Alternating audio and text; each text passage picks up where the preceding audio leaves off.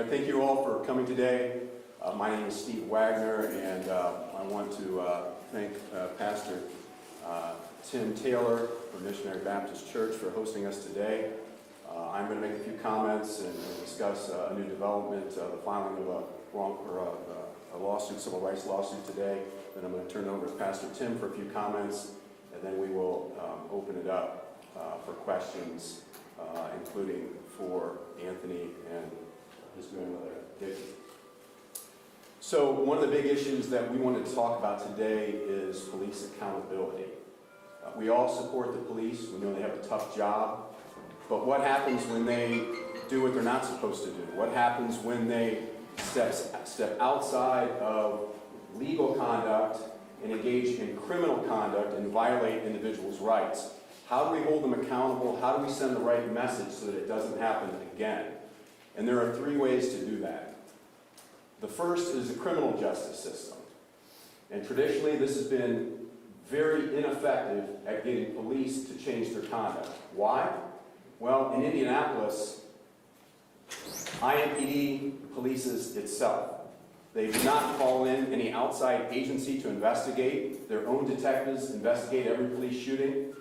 And so what happens? You get a police investigation that results in a probable cause affidavit that is extremely favorable to the police. You have police officers who are represented from moment one by union attorneys who carefully help them craft their statement that goes into this probable cause affidavit, that then goes to the prosecutor's office, and what happens? Well, traditionally, the prosecutor will take that probable cause affidavit into court, show it to a judge, and the judge will say no criminal charges. That's what usually happens. Very rarely have we seen IMPD officers prosecuted for illegal conduct.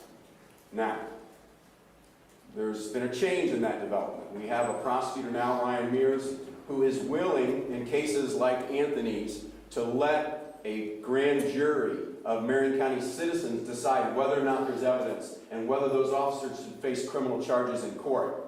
And that's what happened on Friday. A Marion County grand jury handed down 7 felony accounts against 2 of the officers who fired 30 shots into a car where Anthony was sleeping, not committing any crime, not threatening anybody, not doing anything that deserved a barrage of bullets that day. So we applaud the prosecutor for doing his job, doing an end around IMPD's attempt to brush these cases under the rug when it comes to criminal accountability. And we look forward to the criminal process playing itself out. And interestingly, we saw today a little bit of the circle the wagons mentality in IMPD. Who was it that marched in and paid the bond for the bail for those officers today? Who was it? It was the supervisor, Officer Riley, who was on the scene with them when they fired 30 bullets into the car. So what sends a better message that we got your back, what you did is not wrong, than the supervisor who should have prevented that is the one that's paying their bond. The second way that we hold police accountable when they step outside the law is through civil lawsuits, the civil justice system. And in that regard, today we filed a complaint against all 3 officers, including the supervisor who fired 1 shot, but then sat by while the other 2 officers fired 30 more over 7 seconds. Have you ever counted how long 7 seconds is? No return fire. 7 seconds that supervisor sat there and watched the other 2 officers fire. And he had a duty to stop it. So we filed this complaint. And not only is this complaint against the officers who fired on Anthony that day, but it is also against the chief, Chief Taylor, and the city for their custom and practice of not disciplining the officers. Because until an officer loses their job and a paycheck, they are not going to change their ways. And that brings us to the third and final way to hold officers accountable, and that is through discipline. Now, this can be done. In the age of body cams, we all can see what happened right away. We all can look at what happened and see, did the officer violate policy? After the Aaron Bailey police shooting years ago, which was a lot similar to Anthony's, because you had an individual in a car that they said had a gun, said pointed a gun, but didn't, and they fired on him. After the Bailey case, they changed their training, announced in 2020, we are going to change our training. We are going to teach our officers to maintain distance, maintain a barrier, de-escalate the situation. This is the training we're going to give every officer every year so we don't unnecessarily shoot, and it's usually a white officer on a black victim. We are going to change our policy so this doesn't happen. We're going to change our training. Well, they changed the training, but guess what? The officers still aren't following it. How do you ensure an officer follows their training? You hold them accountable when they violate that training. And here's what we're going to say. We brought this up. Groups have called for firing of officers, and they always fall back on the merit board. The law in Indianapolis says that it's not just the chief who can fire an officer, it has to be the civilian merit board. That is true. However, the chief has the authority. He has the authority to suspend an officer without pay and recommend termination, and he can do that right away. He can do that today. And he should do that today. He should do it in the Herman Whitfield case, where the officers were charged with crimes. He should do it in Anthony Maclin's case. He should do it in the Gary Harrell case, where officers shot Mr. Harrell in the back. And there's video evidence in all of these. They don't have to wait for the criminal process to play out. Those officers deserve their day in court, to whether they go to jail or not, whether they go to prison or not. The question for the chief is not, did they commit a crime? The question for the chief is, did they violate policy? Did they violate training? And he can make that determination now. He can say that they should not have a job, but what does he do? He puts them off on administrative leave for a few days, paid. Then he slides them back into a desk job, paid. And then when the media furor dies down, they go right back into their regular job, paid. In our complaint, we set out the statistics. It is unconscionable. From 2020 to 2021, there were 23 police shootings by IMPD officers. This is 2 and 3 years ago. 22 out of the 23 investigations, internal investigations, are still pending. Are you kidding me? It takes 3 years to do an internal investigation to decide whether they violate policy? It's ridiculous. And out of all of the shootings over the last 7 years, they've only found one to be unjustified. All the others are pending or justified.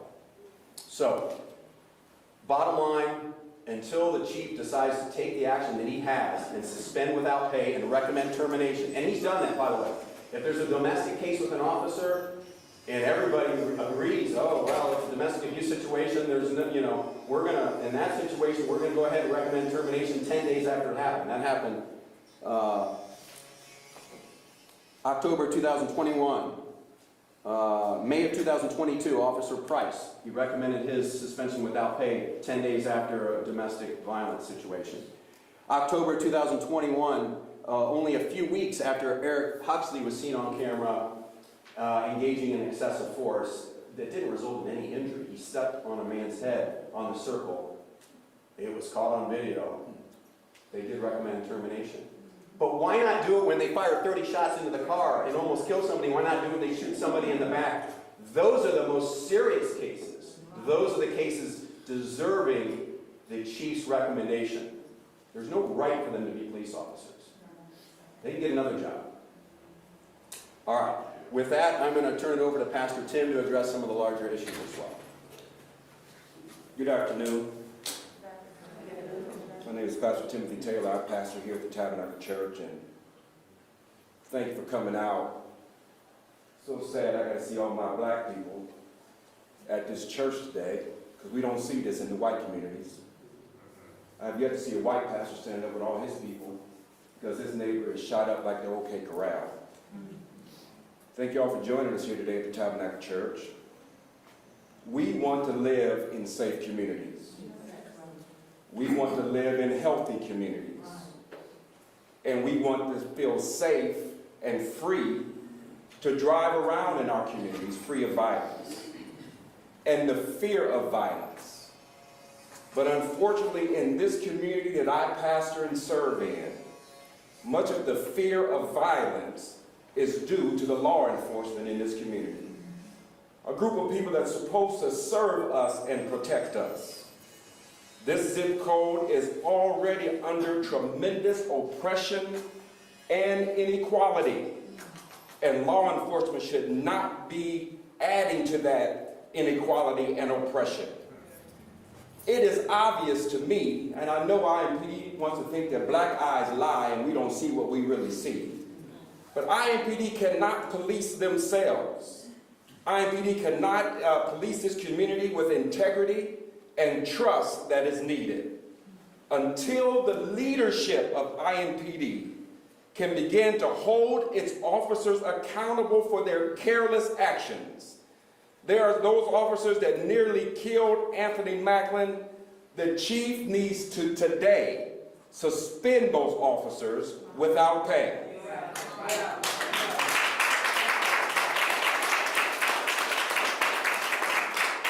And he needs to today recommend them for termination immediately. It is a slap in my black face that after they have behaved so recklessly, we citizens of this community have to continue to pay them. Many of my colleagues, many of the churches in this community, a lot of leaders in this community, as well as the Black Church Coalition, has been calling for this to happen and for this action in this case to happen for a long time. So when is enough going to be enough? When do you start policing this community like you police other communities? When do you start giving this community the benefit of the doubt like you give other communities the benefit of the doubt? How many more lives have to be taken or nearly taken at the hands of IMPD before they will start behaving differently? Once again, we are asking once again for an outside investigation of IMPD by the Department of Justice to be put in place immediately, because IMPD clearly cannot police themselves. It is time for a change at the top of IMPD. We are tired of the results that we are getting in this community. And it is an election year. And it's time for politicians to quit playing ping pong with us and quit playing games with us, because you're playing checkers, but the world is playing chess. And we're sick of you policing our neighborhoods differently than you police other neighborhoods, and we want to see some change made with IMPD. Once again, thank you for coming to the Tabernacle Church, and I hope that we see some justice in this case. Thank you.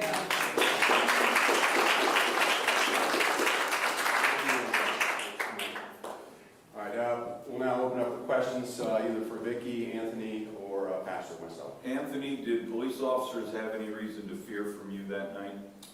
No, sir. They shouldn't have. Explain that for me, please. There was many ways to wake someone up, sleeping in their car, and that was not one of them. How are you doing now, Anthony? I'm doing a lot better, thanks to God, because this whole process has been nothing but Him. Through my recovery, through everything. So I just thank Him, and I move with gratitude every day, because if it wasn't for Him, they wouldn't have got me that day. How's the process been? I know the last time I saw you, you were starting to walk. Here you are, you're standing up. Can you tell me, how you've been to therapy? Just how has this taken a toll on you? Man, words cannot explain what this has done to me. I could tear up talking about it, but I'm not going to do that, because, again, I just want to show just how much God has done for me, because I just would not be here if this was not for Him. And finances, my family, that stuff didn't just happen to me, it happened to them as well. So I just thank Him for that. And I just ask Him to continue to help my recovery process go as planned, and that's it there. Ms. Vickie, this has obviously been quite a journey for you, because even a year ago you were still one of the folks in the community that IMPD would advise when an incident happened. Then this literally happened at your front doorstep. So if you can tell us about your journey and how your views have changed ever since this incident. I have lived in this neighborhood for over 18 years. I have served as president of the Oxford Neighborhood Association for over 15 years. And with that obligation, I have served on many boards, I have served on many committees, and I have served alongside of IMPD. That service, I thought, and I was told as a community leader, it would be good for me to speak positive of IMPD, for me to try to bridge that gap, to bring community and law enforcement together. As of December the 31st, I felt like they smacked me in my face big time. Why?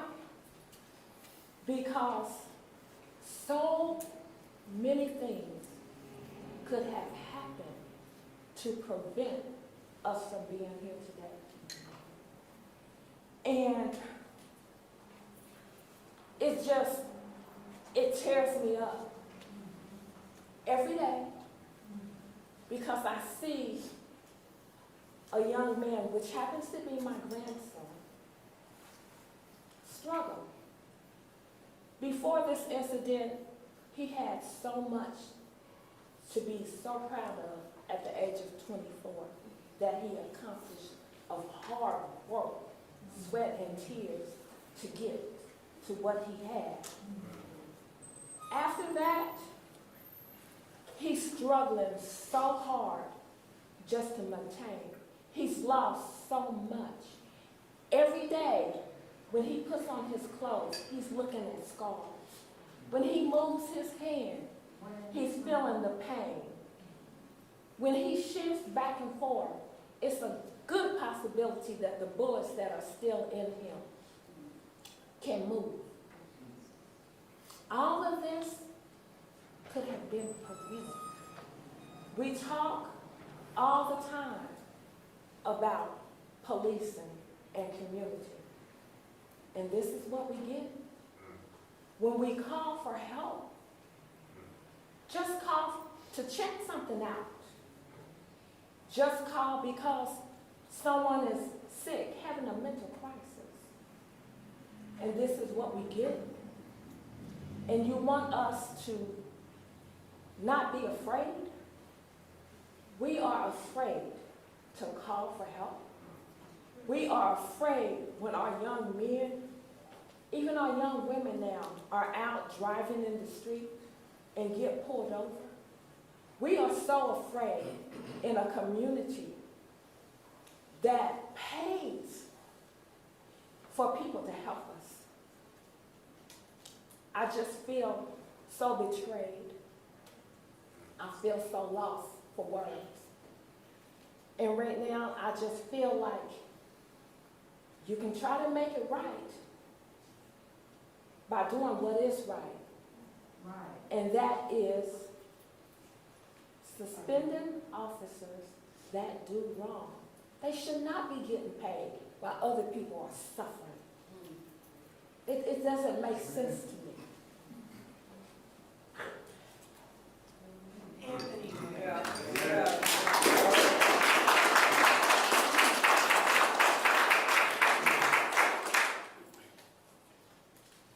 if you could share words right now, if these officers are listening to you right now, what do you say?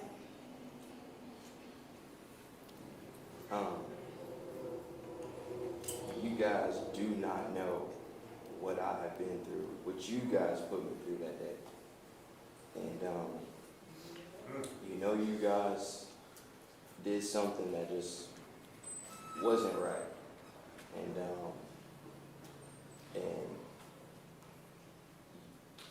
God, man, I can't apply him so much to the situation because 35 times and I get hit 3. Wow.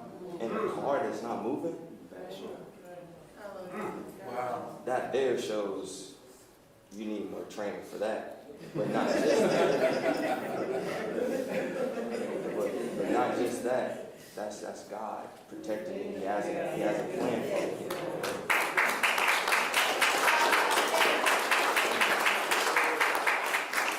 Question for the legal counsel. The U.S. Supreme Court says the benefit of the doubt goes to the police officers. It's their perception, whether anybody else believes it or not, it's their perception that they are responding to potential serious bodily injury.